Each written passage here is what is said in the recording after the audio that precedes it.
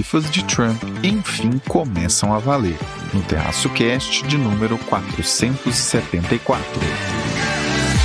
Fala pessoal, Caio Augusto, direto da noite de 12 de agosto de 2025, terça, trazendo diretamente de Ourinhos, no interior de São Paulo, o 474 do Terraço Cast, o episódio da primeira quinzena deste mês de agosto de 2025. Quem me acompanha hoje é elas do trio mais amado do Brasil. E aí, Raquel de Sá? Alô, alô, terraceiros e terraceiras. Aqui quem fala é ela. Ela, a mulher do tempo sem tempo, que veio diretamente aqui deste frio polar, né, polar de São Paulo, que tem feito, né, pra falar que pra previsão do tempo aqui, pros próximos dias, vai ser de frio polar, gente. Eu conversei com o São Pedro e ele falou pra mim que fazia muitos anos que o paulista, né, o paulistano, na verdade, principalmente, né, que a gente tá olhando aqui pra cidade de São Paulo, ele não sentia o que era o inverno.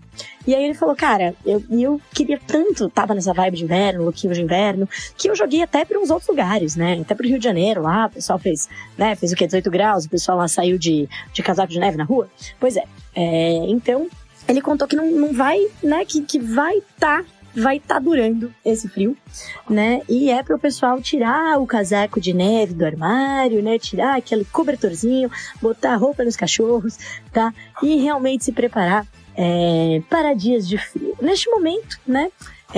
Eu olho para fora, aqui está sol na cidade de São Paulo, não está trânsito, que é estranho, mas é só porque não é um horário de trânsito, né, segunda-feira, meio-dia, mas o pessoal que tá lá fora está bem mais encapotado e que parece indicar o sol. Então é aquele sol de inverno que não esquenta muita coisa? Pois é, mas pelo menos não tá chovendo, não é mesmo, gente?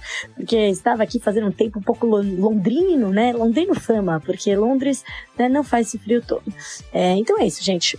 São Pedro mandou falar que mantenham os agasalhos, né, ali limpinhos, lavadinhos, porque vamos continuar usando eles, né, nesse clima europeu que se faz no Brasil. Por falar em previsão do tempo, falei no episódio anterior que estava boa a temperatura de frio ameno entre 10 e 20 graus, mas pelo visto São Pedro me ouviu e mudou para a maioria dos dias ficará em 1 dígito. Como dizem os paulistanos, que friaca, meu! Fala, Renata Cocho. Alô, alô, terraceiros! Oi, Caio, oi, Fernanda, oi, Raquel. Aqui é a Renata, trazendo, como sempre, o Boletim Internacional. Dessa vez eu tô gravando aqui de frente à Avenida Paulista. Muito frio ainda em São Paulo, muito frio. E o Caio pediu para eu comentar com vocês hoje pra gente ir para um lugar ainda mais frio, né? Que a gente vai hoje pro Alasca, que é onde deve acontecer aí mais essa tentativa aí do Donald Trump de conseguir o seu tão sonhado Nobel da Paz. O tema já chega com uma atualização interessante. Vocês vão ver. Quer dizer, ouvir, né? Tudo bem, Fernanda Pérez de Melo? Fala, meus queridos amigos do Terraço Cast. Vocês estão bem? Ai, gente, confesso que tô com saudades de falar com vocês semanalmente. Não sei, tô gostando também desse formato quinzenal, que dá pra gente abordar uns temas mais de longo prazo, né? Mas também fico com saudade de vocês. Queria saber como é que vocês estão. E aí? Minhas colegas de bancada, Rachel, Rê, como é que vocês estão? Tudo certo? Belo questionamento na mesa, hein? Você que nos ouve, prefere esse modelo mais aprofundado e quinzenal ou gostava mais do semanal? Dê um jeito de nos mandar, a gente adora os feedbacks de vocês. Cobertores no jeito para aguentar esse frio que não passa nunca, fone também no jeito. Comecemos então o episódio. Vamos ao 474. Raquel, depois de muita ameaça, as tarifas de Trump finalmente viraram realidade. E agora? E agora sim, vamos ao que interessa, mais ou menos, né? Que o que interessa mesmo é a previsão do tempo. Mas vamos ao que interessa para algumas pessoas, né? Não é mesmo, Caio Augusto, né? Para algumas pessoas que gostam de falar de temas de economia, né? E o que a gente traz aqui para vocês nesse Terraço Cast. O Caio Augusto me fez, né, essa pergunta de, Raquel, conta mais pra nós, agora que tem tarifa, qual é o dia depois de amanhã das tarifas? O que acontece? O que a gente pode esperar? Qual é que é? Né, ficou nesse tempo de vai, não vai ter tarifa, não vai ter tarifa, vai ter tarifa, não vai ter tarifa. E, bom, as tarifas do Trump, né, com exceção dos seus principais parceiros comerciais, o que é excelente. Então, com exceção de México, Canadá e China, que ainda estão em negociação com os Estados Unidos, não por coincidência, sendo os seus principais parceiros comerciais, a gente tem aí a implementação de tarifas por parte do Donald Trump. Acabou os 50 mil prazos que ele tinha colocado. E a tarifa, gente, foi cada um para um lugar, né? Cada um para um canto. Então saiu aí daquela cartolina do Trump, né? Então a gente não tem mais a tarifa mínima, a tarifa média. A gente tem ali alguns países com os quais o Trump fez um acordo, né? Lembrando, gente, que aqui a gente não tá falando de um acordo de livre comércio, a gente não tá falando daquela coisa que demora um tempão para ser negociada, né? Todo bem por bem, serviço por serviço. Aqui a gente tá falando de uns acordos meio gerais, né?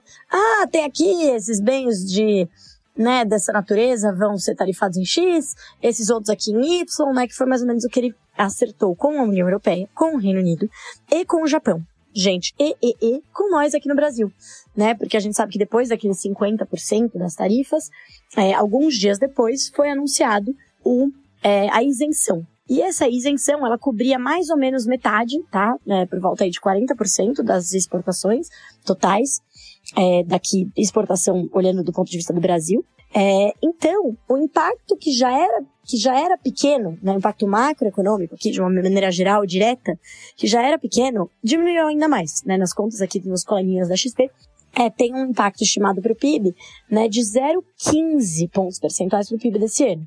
Mas não vai ter impacto nenhum indireto? Não, indireto ainda temos aí desdobramentos, porque a gente sabe que a imposição dessas tarifas aqui, elas tiveram um cunho político, né, além de todas aquelas questões que eu falei de tecnologia e tal, tem ali um diz-que-me-diz político, né, de, não, vocês prenderam o meu coleguinha aqui, não queremos, né, de querer se intrometer nas questões domésticas, de política doméstica de fora dos Estados Unidos.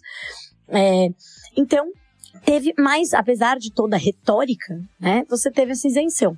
Mas pode ter ainda impacto? Pode, né? Quanto mais tem ruído entre os dois países, você pensa no investidor estrangeiro que está olhando um monte de país, está olhando um monte de emergente, um monte de país da América Latina. O Brasil nunca está sozinho na análise, né? Está sempre num bolo de emergente, bolo de América Latina, né? Bolo de não central. E aí ele viu, o Trump aí falando umas coisas de Brasil, o Brasil tá começando a ficar mais arriscado. Eu que não vou querer entender no ipsis literis, no detalhe, né? Eu tava achando que eles estavam no relativo vitoriosos, eu vou cair fora. E aí você pode ter impacto, né? Na precificação dos nossos ativos, na nossa moeda, né? Que impacta a vida de todo mundo. E aí a moeda impacta a inflação impacta os juros, né? E assim vai. Nos nossos juros de longo prazo também, que são uma precificação de risco. Mas por enquanto a gente tem visto assim que quando foi os 50%, teve um impacto maior, né? Teve, de fato, em julho, teve uma saída forte de capital estrangeiro aqui da nossa bolsa, né? Mas no mercado de renda fixa ficou mais estável, até porque Selic em 15%, não é mesmo? E a nossa moeda deu uma deslizada, né? O real acabou depreciando, mas depois voltou. Né? Depois da lista de isenções, eu acho que foi então peraí, isso aí é mais retórica do que qualquer coisa. Mas ainda tem o risco, é claro que ainda tem o risco, né? Então esse risco fica pairando, melhorou, amenizou essa percepção de risco mais elevada, mas continua ali no radar, né? No horizonte. Então tem esse efeito indireto, né? Outro efeito indireto também, desaceleração global, né? Por conta aí das tarifas de uma maneira mais ampla, né? Seria um efeito indireto. E a gente também tem um efeito micro, né? Falando aqui de setores específicos. Então, tem vários setores que foram isentos, né? Então aí, por exemplo, suco de laranja, né? As próprias máquinas ali, equipamentos da Embraer, né? De aeronaves e tal. Mas, por exemplo, café e carne ficaram de fora, né? Então, que são dois produtos super importantes aqui da pauta de exportação brasileira para os Estados Unidos e que tem uma relevância grande aqui dentro da nossa indústria. Então, esse impacto setorial também, né, enfim, deve continuar sendo sentido. Mas vale dizer algumas coisas dessa negociação, gente, né, falando aqui ainda de Brasil, antes de passar um pouco de impactos para a mão dos Estados Unidos. Essa negociação teve muito cunho privado, tá? Era uma coisa que eu falei, assim, algumas vezes, né, pra quem me perguntou. Falei, cara, no comércio internacional, principalmente no Brasil, que é menos relevante, a gente sabe que poxa, responde por bem pouco do nosso PIB, né? A gente não tem uma grande um grande protagonismo no cenário global de negociações, política externa e comércio raramente são temas de eleição, de discussão política no Brasil, é menos importante no relativo. O que é ruim, tá? Isso é bem ruim na maior parte do tempo. Mas isso também acabou abrindo mais espaço para uma articulação privada. Então você tem uma articulação privada grande no Brasil, nesses setores que são, né, presentes. Então a gente tem, isso não significa que a gente não tenha setores, a gente tem vários setores que têm setores específicos que têm uma participação grande no comércio global. E aí, esses setores, conversando com os setores também serão impactados diretamente lá nos Estados Unidos, acabaram fazendo, né, uma articulação ali que dominou, que acabou liderando, né, as negociações e acabou com aquela, né, resultou naquela lista de isenções. Então foi muito mais uma articulação privada com o setor público ali, com principalmente o vice-presidente ali, o ministro, né, o Alckmin, que também é ministro da Indústria e Comércio, encabeçando algumas dessas discussões, mas com bastante participação do setor privado. Então você teve isso, então, enquanto a retórica política continuava, né, do Lula falando que não ia, Trump não ia mandar aqui, o Trump falando que tinha que soltar o Bolsonaro, etc, a gente teve toda uma articulação do setor privado que acabou, né, resultando nessa lista de isenções que, né, reduziu ainda mais o impacto que a gente deve sentir aqui no Brasil. Então, no fim, assim, no cenário político é uma loucura, porque acabou criando louros políticos, louros, né, ou seja, vitórias, né, pontos positivos aqui para a administração atual, né, para o governo atual, sem que eles tivessem que fazer muita coisa, né. Então isso acabou sendo aí, né, positivo ali para o pessoal, né, para a parte da administração atual. E ao mesmo tempo no Congresso começou a ficar tudo uma bagunça, né, porque aí tem, né, toda uma articulação lá para agora, né, tá se discutindo ali nesse momento que eu gravo esse podcast, para ser pautada a mudança de legislação que vai tirar o foro privilegiado. Então, assim, isso acabou desencadeando uma série de discussões que podem trazer mais instabilidade política. Ou seja, várias segundas e terceiras derivadas de tudo isso das tarifas. Mas voltando para as tarifas, eu acho que são esses, né, em resumo ali, o impacto micro mais relevante, agora micro até para menos setores, quando vários foram isentos, impacto macro mais limitado, impacto indireto a gente ainda deve observar ao longo dos próximos meses. E agora falando do resto, né, do dia depois das tarifas, qual que no fim acabou sendo a tarifa? A tarifa efetiva, né, lá nos Estados Unidos, agora, o que é a tarifa efetiva? É quando a gente pega todas as tarifas, então, que os Estados Unidos estão aplicando, né, a outros países, divide pela relevância desses países ali, depende né, você pode fazer por pauta de exportação, produto por produto e tal, mas olhando assim, do ponto de vista de países, né, da relevância para o balanço, né, ali para a relevância comercial com os Estados Unidos, a gente chega numa tarifa efetiva de 18,3%, né? Enfim, tá todo mundo próximo, né? Desse 18, entre 15 e 20 ali, a tarifa efetiva. Isso é menor do que aquele 26, 28 que a gente estava vendo antes, né? Da negociação, então, aí em abril, mas é muito maior, tá? Do que a tarifa pré-Liberation Day, pré-1º de abril, que era de 2,5%. Então, assim, a gente tá falando de magnitudes bem diferentes, tá? Então, sim, o mundo vai ser um mundo em que, assim, os Estados Unidos vão comercializar menos. No curto prazo, isso é ganho de arrecadação dos Estados Unidos? A gente já tem vendo a arrecadação bombar, né? Já tá vendo isso. Só que isso é curtíssimo prazo, né? No médio e longo prazo, a gente já começa, por exemplo, agora a gente já começa a ver mais impactos na inflação. A inflação de alguns bens já começou a subir. Isso acabou pesando no tom aí cauteloso do Fed. Por outro lado, a gente vê um mercado de trabalho que começa a apontar para certa também virada ali, né? Talvez todos aqueles indicadores de confiança, né, que se deterioraram bastante logo depois do Liberation Day, a gente começa a estar sentindo, né, finalmente. Quando a gente olha para a temporada de resultados nos Estados Unidos, esse aumento de inflação foi pro lucro das empresas? Por enquanto não, né, principalmente para as empresas de tecnologia. Mas deve ir, porque teve um consumo ainda, né, teve um consumo que ficou, as pessoas anteciparam parte do consumo, então teve um efeito de distorção. As tarifas trouxeram uma distorção. Quando a gente olha para o PIB reflete bem a distorção, né? O PIB do segundo TRI acabou tendo um forte ajuste ali na parte das contas externas. Porque enquanto no primeiro tri bombaram as importações, com todo mundo antecipando os movimentos, no segundo tri caiu vertiginosamente, né? Por quê? Por causa das tarifas, mas também porque parte já estava lá para fazer o estoque. Então, ainda tem que esperar um tempo para ver se essa inflação vai ser sentida, né? Se a arrecadação vai subir o suficiente, porque, em teoria, no curto prazo é um ganho de arrecadação, mas não o suficiente para trazer, para no fim das contas ser positivo pela queda de crescimento econômico e produtividade que vai ter o país, né? A gente também já começa a ver os efeitos no mercado de trabalho super apertado, né? Com menos oferta de trabalho, que aí vem da política imigratória, que também também mudou, também tá mais rígida, né? Então já começamos a ver isso nos dados.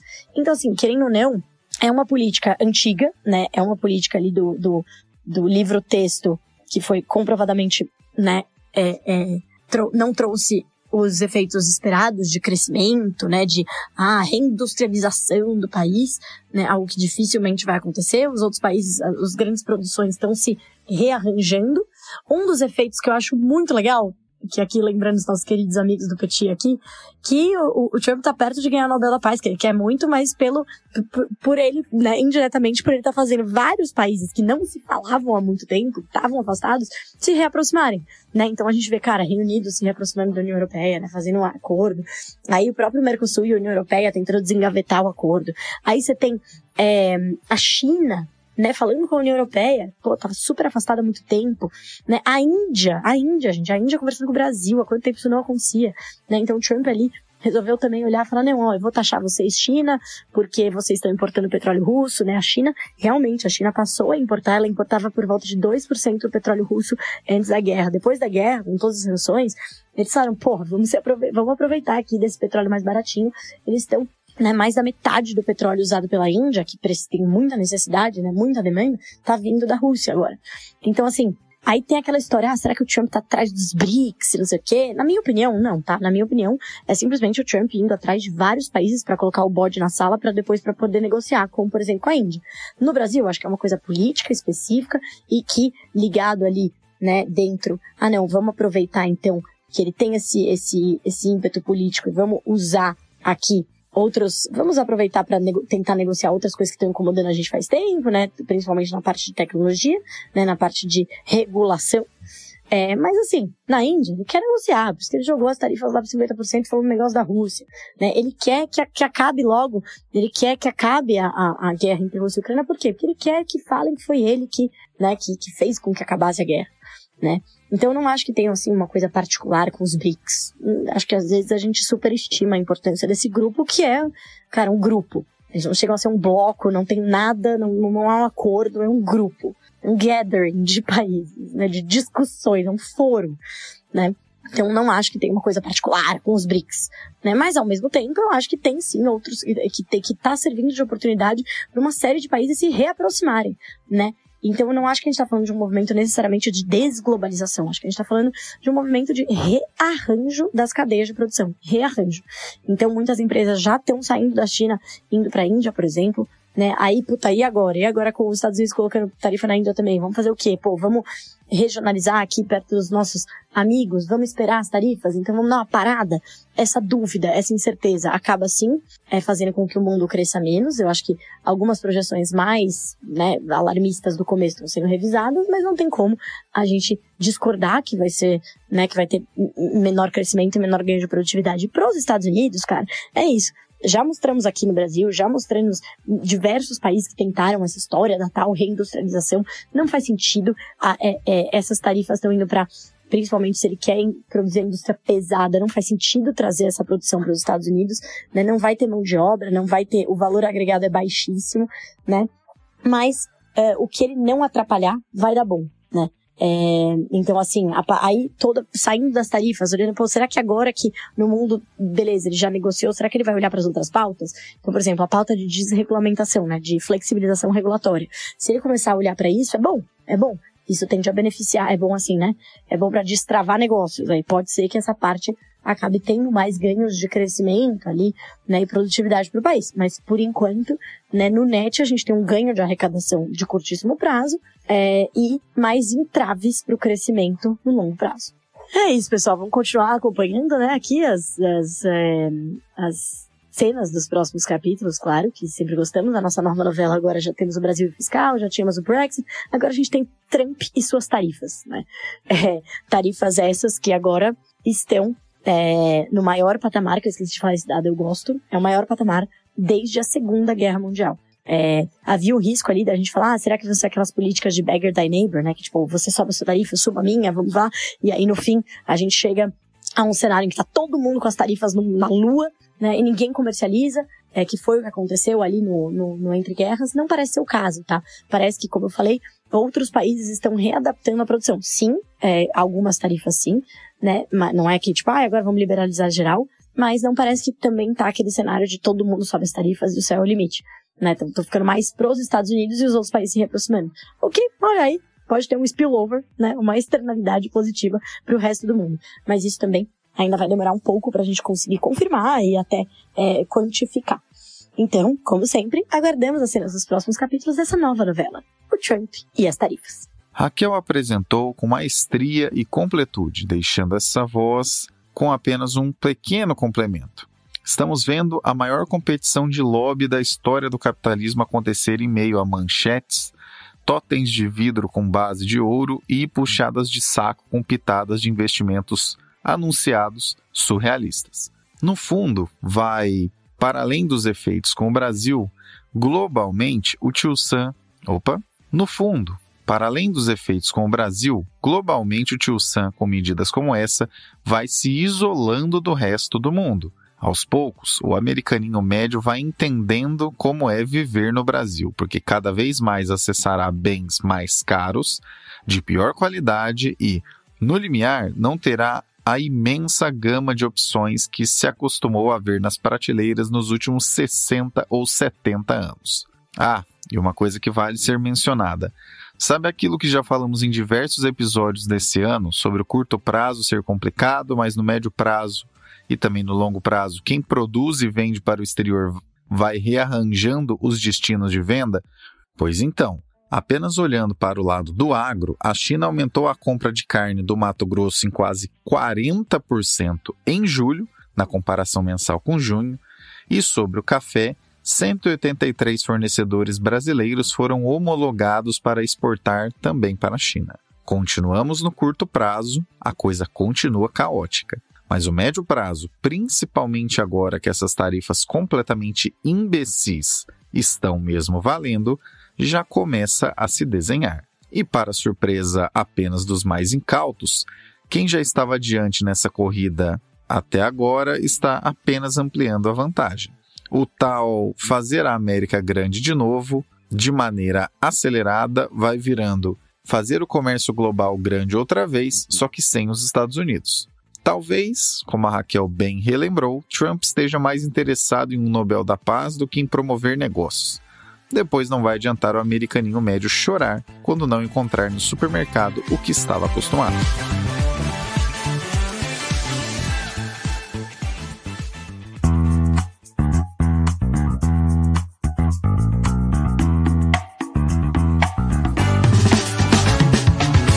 Na Linktree do Terraço Econômico estão todas as informações pertinentes sobre nossas atividades, como as nossas redes sociais oficiais, parcerias e e-books atualizados. Para saber como você pode nos acompanhar independente do lugar, é só dar uma olhada no link que está na descrição desse episódio.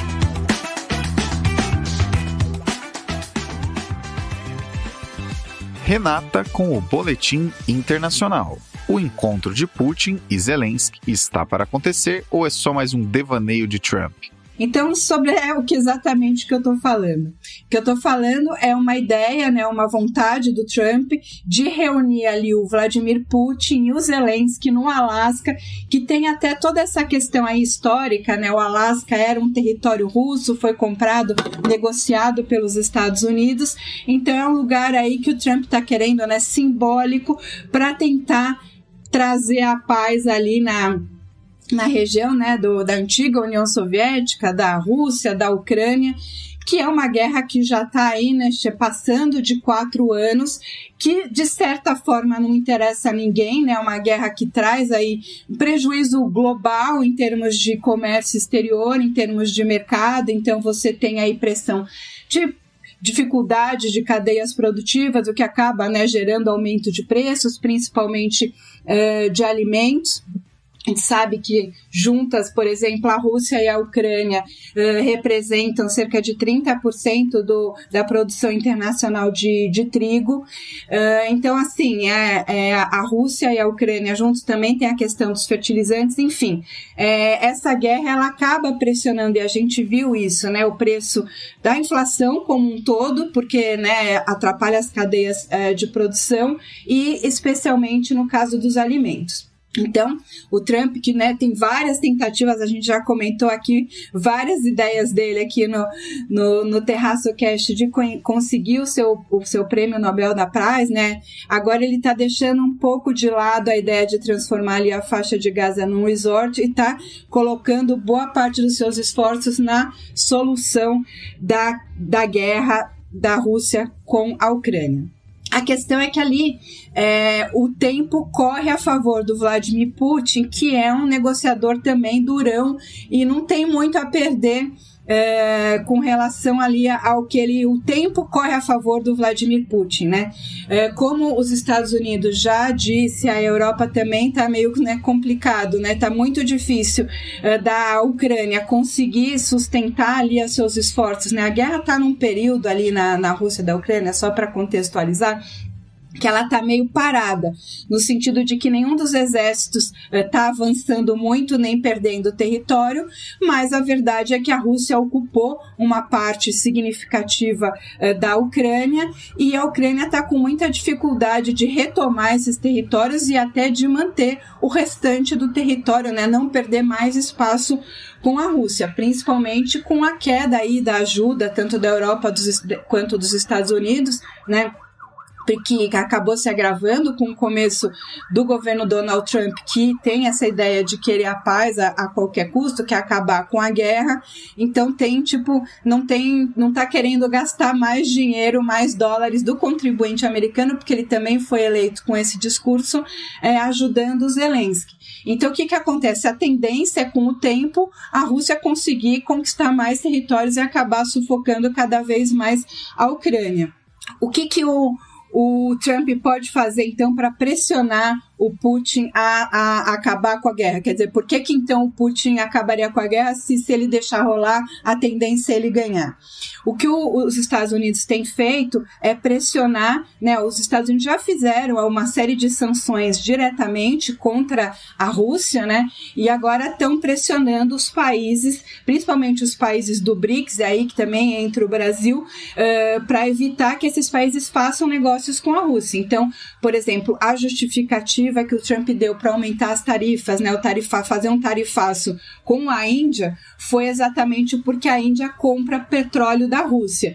Então, o que os Estados Unidos estão querendo fazer aí para convencer ou chantagear, de que a forma, né, de dar uma motivação, digamos assim, para o Putin, é isso, tentando causar problemas ou sanções com os países que fazem negócios com a Rússia para evitar ou diminuir esses negócios e, com isso, pressionar o Putin. O problema é que, assim, né, nessa geopolítica é sempre um xadrez e a Rússia pode aí tentar procurar outros parceiros, a Índia também, então isso pode acabar fortalecendo o BRICS e acabar fortalecendo a China, porque se os Estados Unidos não quer fazer negócio com ninguém, seja porque não concorda com o judiciário do país, né, como tem acontecido com o Brasil, ou porque não concorda com os negócios ou as parceiras comerciais da Índia, ou esses outros países acabam se reorganizando e, de certa forma, tentando isolar os Estados Unidos. Então, vamos ver, né?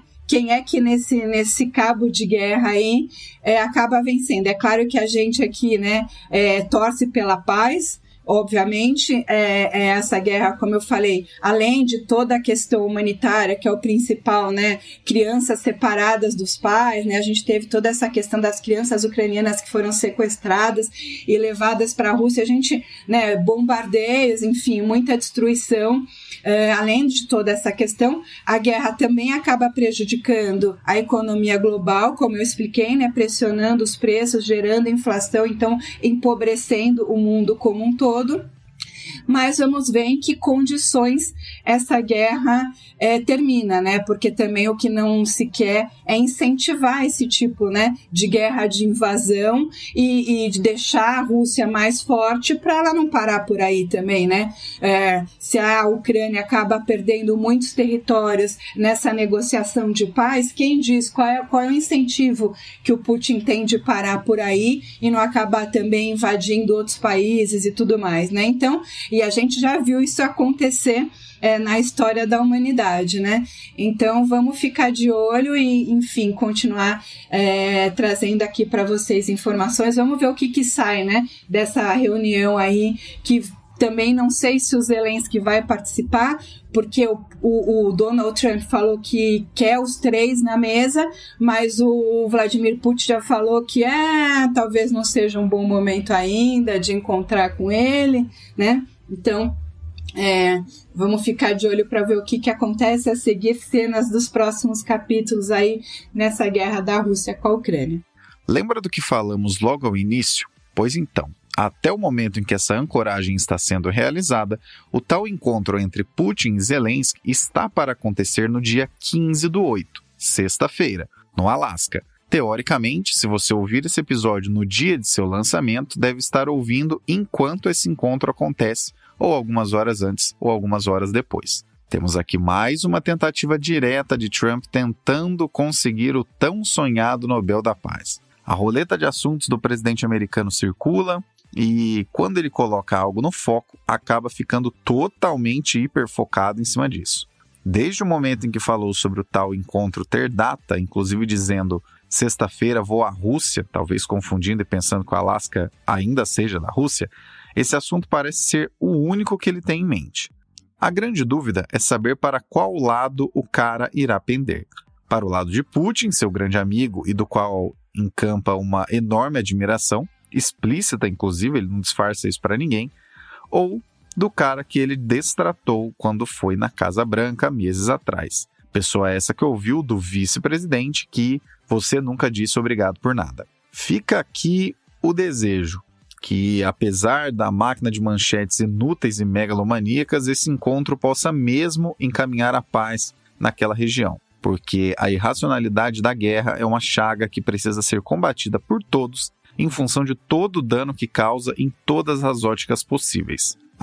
E uma previsão: se o encontro for só de Trump com Putin e Zelensky não aparecer, será mais uma reunião de amigos do que qualquer outra coisa. Avisando aí para que ninguém se engane com manchetes exageradas de resolvemos tudo, de quem não resolve nada e ainda dá mais trabalho que porco solto, como dizem aqui no interior.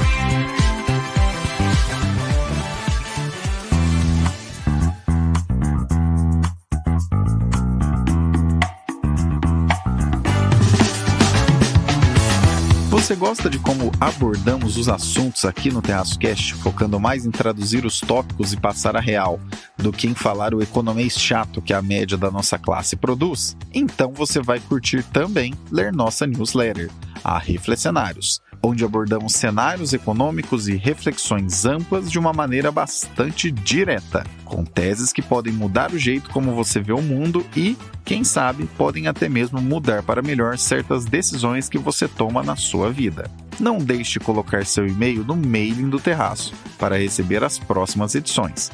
O link do mailing do Terraço está na Linktree, que está na descrição desse episódio.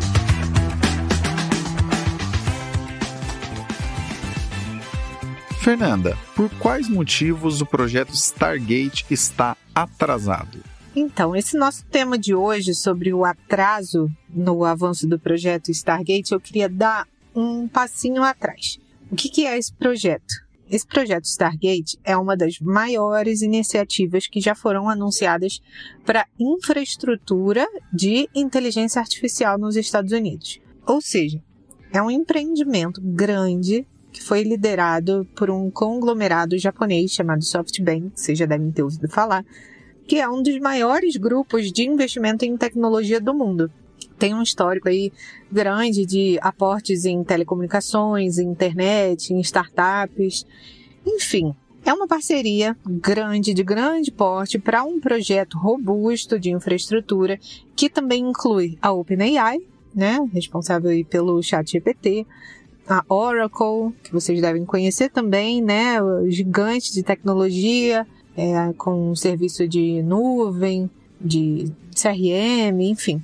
E a MGX, a empresa de investimentos sediada em Abu Dhabi.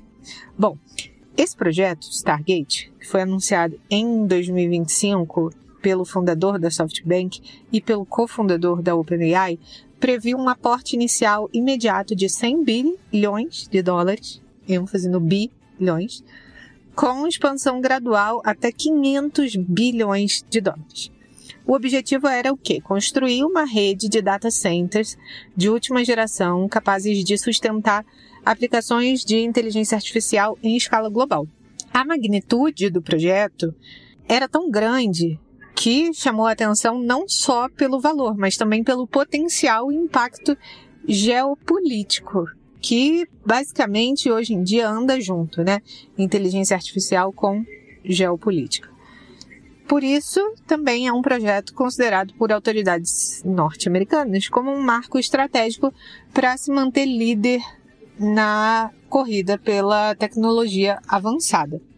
Porém, 7 meses depois, né, foi o que, em janeiro, agora a gente está em agosto, 7 meses depois desse anúncio, o projeto ainda não começou a captação efetiva dos recursos, nem a construção dos primeiros data centers. O diretor financeiro do SoftBank admitiu que o andamento atrasou, é mais lento que o esperado, e ele atribuiu isso à necessidade de um alinhamento entre os muitos parceiros, muita gente grande envolvida, e a elaboração de um modelo de negócios sólido, porque, segundo ele, o início das negociações concretas para o primeiro local do Stargate ainda vai acontecer. Entre os fatores que explicam essa lentidão, a gente tem o quê? A volatilidade dos mercados, a incerteza sobre as políticas comerciais dos Estados Unidos e o questionamento sobre a avaliação financeira de hardware de inteligência artificial. Nesse contexto, o SoftBank tem buscado ampliar a base de parceiros estratégicos. Começou a conversar com quem? Adivinha? TSMC, aquela nossa queridinha antiga aqui do TerraceCast, que a gente já fala há bastante tempo, a maior fabricante de chips semicondutores do mundo. Ela é responsável pela produção desses chips, né, que estão aí já muito corriqueiros no nosso dia a dia, né, nos smartphones, nos carros, enfim. A participação da TSMC seria crucial para garantir o fornecimento de processadores de alto desempenho, um dos componentes mais estratégicos e escassos para a operação de grandes data centers. Essas negociações fazem parte de um projeto complementar de $1 trilhão voltado à construção de um polo de produção de chips de inteligência artificial no Arizona. Esse caso todo ilustra como os megaprojetos de tecnologia, mesmo com um capital bilionário em empresas gigantes, enfrentam os desafios complexos que vão além do dinheiro, do financiamento. Vai da coordenação política, da estabilidade de mercado e da clareza estratégica para sair do papel. O que aconteceu no meio do caminho para que esse projeto ficasse balançado foi algo que te contamos aqui alguns meses atrás. No meio do caminho tinha um DeepSeek no meio do caminho. Não estamos falando sobre valores de mercado. Nas bolsas, as empresas que sangraram bastante já recuperaram tudo. Em alguns casos, já estão mais altas do que antigamente. O desafio aqui é muito mais amplo e envolve a coordenação de esforços entre players diferentes. Só que o problema é que não adianta apenas anunciar centenas de bilhões de dólares em investimentos sem saber exatamente o que será feito, como será feito, por quem será feito e, claro, qual seria o fluxo financeiro esperado de um investimento dessa magnitude. 500 bilhões de dólares não são R$50. Pode parecer que isso não existe quando falamos das maiores empresas de tecnologia do planeta, mas lembre-se, não estamos mais naquele período de juros zero, que foi do pós-crise de 2008 até meados da pandemia. E, pelo que tudo indica, com inflação resiliente no mundo todo, é praticamente impossível que esse juro zero volte para o jogo da forma com que muitos ficaram acostumados de maneira inadequada. Talvez o Stargate lembre mais a Dilma com as planilhas do PAC do que muita gente tope admitir. Abrir uma apresentação de PowerPoint cheia de números magnânimos e objetivos faraônicos, vejam só, é muito mais fácil do que colocar para rodar algum projeto de verdade. Se é que tem projeto mesmo. Em todo caso, vivemos a era das manchetes bonitas e da execução pífia. Então, não dá para dizer que podemos ficar surpresos com o que está acontecendo com esse tal projeto Stargate nesse exato momento. Acompanhemos as cenas dos próximos capítulos. Será que, tal qual a Apple, vão apenas esticar o número enquanto ninguém acompanha a realidade dos fatos e nem os montantes efetivamente investidos? Será que vai ter mais totem de vidro com base de ouro? O que tiver de mais relevante e também pitoresco, porque nós não vamos conseguir resistir, te traremos aqui mais adiante. Vamos então nos encaminhando para o encerramento do 474, o da primeira quinzena de agosto de 2025. Deste que é o podcast de economia, política e assuntos afins mais amado do Brasil. Obrigado, Raquel. É isso, pessoal. É isso, Caio. É isso, Fê. É isso, Rê.